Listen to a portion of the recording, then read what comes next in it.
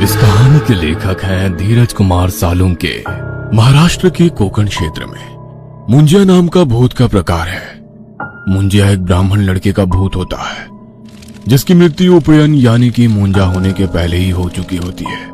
वैसे तो छोटे बच्चों की इच्छाएं इतनी दृढ़ नहीं होती, लेकिन कुछ बच्चे जल्दी ही इच्छाओं के अधीन हो जाते हैं। और ऐसा ब्राह्मण बच्चा जिसकी कोई दृढ़ इच्छा अधूरी रह जाए, मरने के बाद वो मुंजा बन जाता है। मुंजा या तो पीपल के पेड़ पर वास करता है या कोई कुएं में। ज्यादातर मुंजिया लोगों को कोई तकलीफ नहीं देते, लेकिन कुछ ऐसे भी होते हैं जो लोगों का जीना मुश्किल कर देते हैं। अमावस की रात थी, सब तरफ अंधेरा और खामोशी छाई हुई थी, लेकिन गांव से बाहर तात्या साहब पाटिल के बाड़े के आंगन में कुछ मंत्रों का जाप हो रहा था। 200 साल पुराने पीपल के पेड़ के नीचे कुछ खौफनाक रस्म हो रही थी। पेड़ के नीचे सोजर बाई, उसका पति तात्या साहब और उनके 2 नौकर धनाजी और अनाजी, और छोटी लड़की बंधे हुए हालत में एक काले पत्थर पर छाती के बल पड़ी हुई है।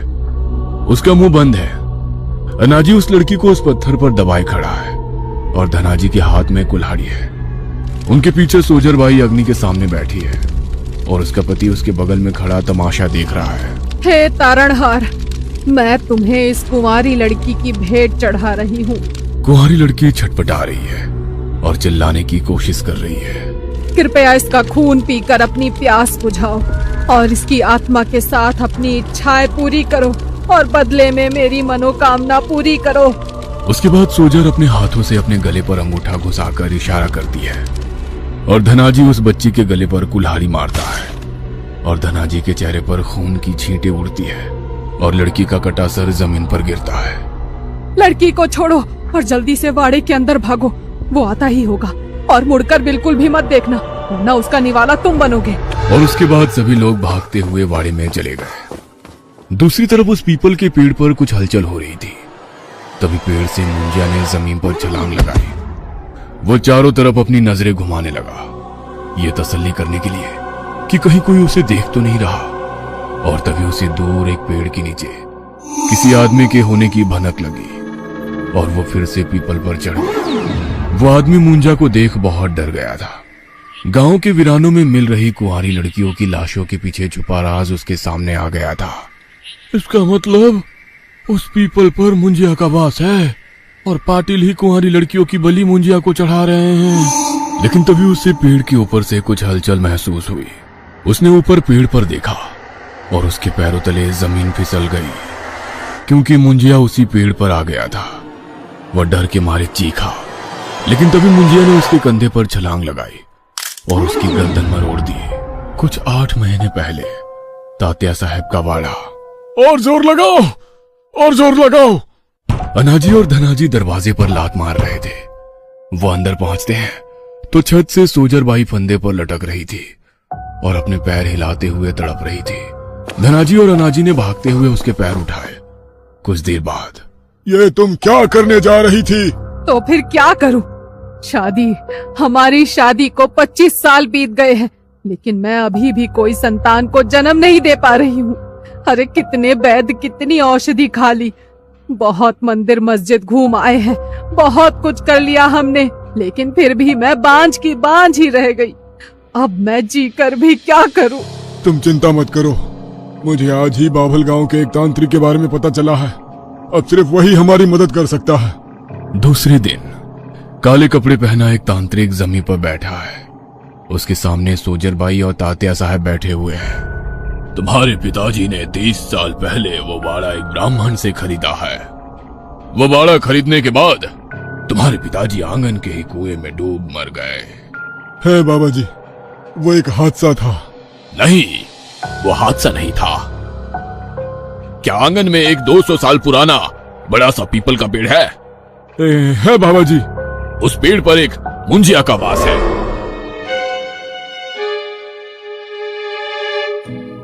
क्या मतलब? एक ब्राह्मण लड़की की आत्मा? हाँ, वो मुंजिया वाड़े के पहले मालिक का बेटा है, जो कि एक ब्राह्मण था। उसका बड़ा बेटा माधव सोड मुंज करने से पहले ही आंगन के कुएं में डूबकर मर गया। उसकी कुछ ही महीनों में शादी होने वाली थी। उसमें वासना भरी थी जो पूरी नहीं हो पाई, इसलिए वो मुंजिया बन गया। 32 साल से वो उस पीपल पेड़ पर रह रहा है। वो काफी दुखी है क्योंकि उसकी इच्छा अभी भी पूरी नहीं हुई है। वो चाहता है कि तुम उसकी वो इच्छा पूरी करो, इसीलिए उसने तुम्हारे परिवार पर अपना कहर बरसाना शुरू कर दिया ताकि तुम उससे तंग आकर उसकी इच्छा पूरी करो।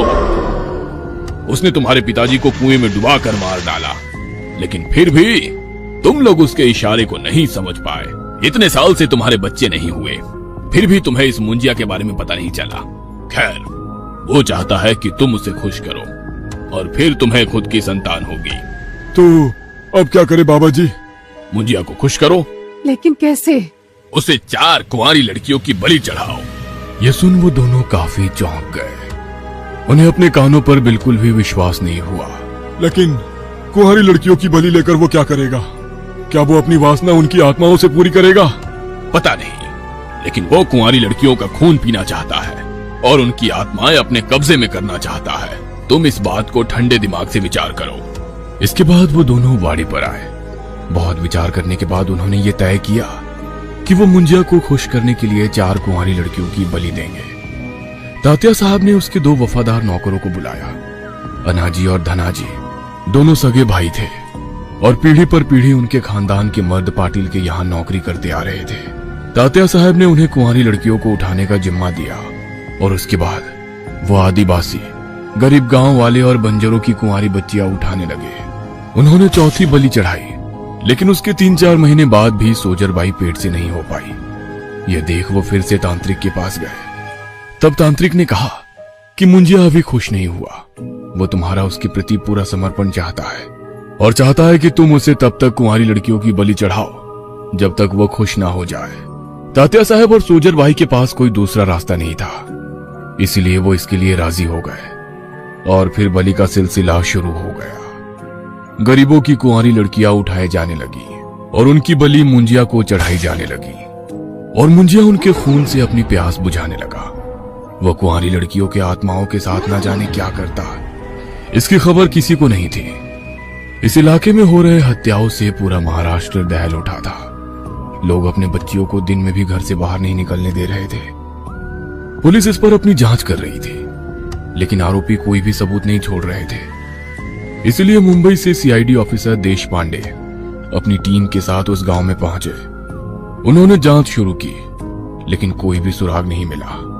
आज का दिन कुछ बंजारों को गांव के जंगलों में अन्ना की लाश मिल गई, जिसकी गर्दन मरोड़ दी गई थी।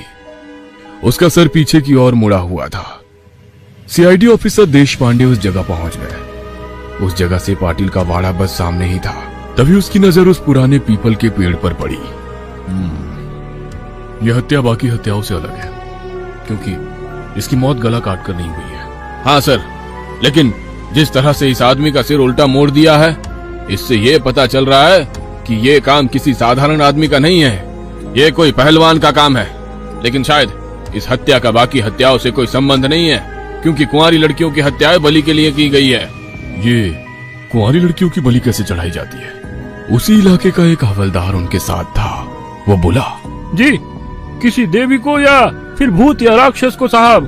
क्या भूत प्रेत पीपल के पेड़ पर रहते हैं? ऑफिसर देश पांडे ने उस पीपल की ओर देखकर कहा। हाँ साहब। पुलिस को वहां देख पाटिल के दोनों आदमी धनाजी और सनाजी वहां पहुंचे। उन 2 पहलवानों को देखकर देश पांडे उन पर ही शक करने लगे।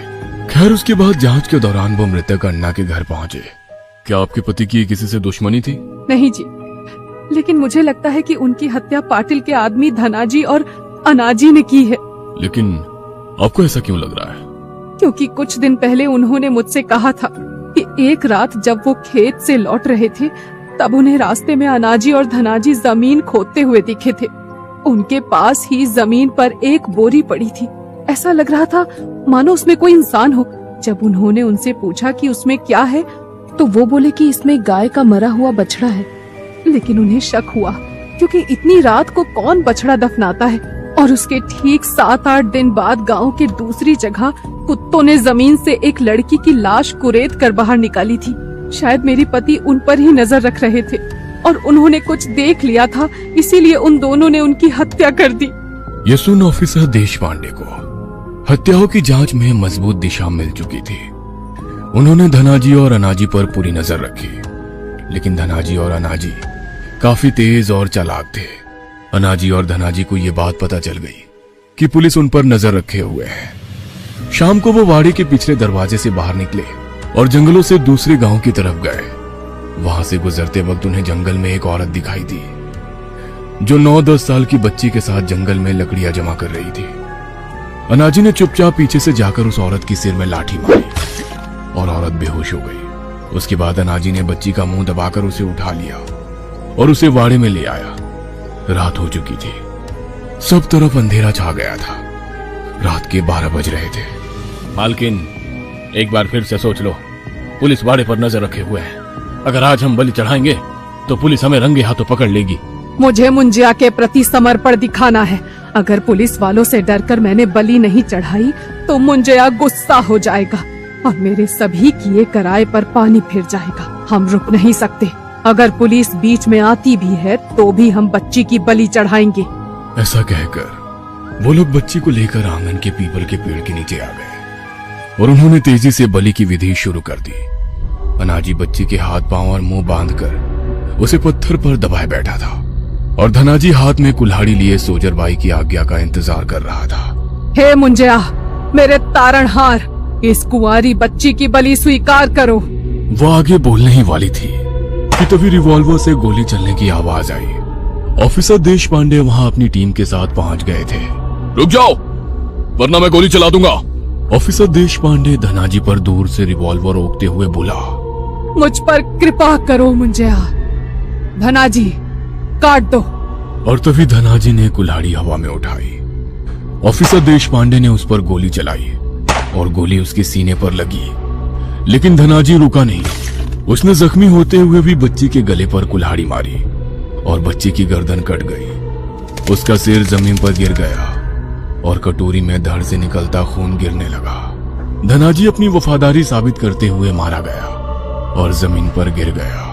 जंगल में भागो और पीछे मुड़कर मत देखना। सोजरबाई चिल्लाई और जंगल में भागने लगी। उसके पीछे पाटिल और अनाजी जंगल में भागे। ऑफिसर और उसकी टीम उनका पीछा करने लगी, लेकिन लोकल हवलदार बच्ची की तरफ भागा।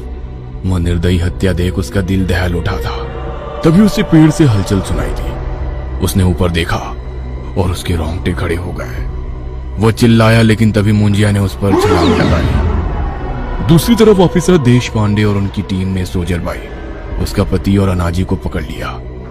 जब वो वापस पीपल के पेड़ के पास आए तो सामने का नजारा देखकर वो सिर से पांव तक हिल गए, क्योंकि पीपल के पेड़ के नीचे हवलदार की बड़ी डरावनी तरीके से मुड़ी हुई लाश पड़ी थी। सोजरबाई ने बच्ची की लाश की तरफ देखा। वहां पर उसका कटा सिर नहीं था।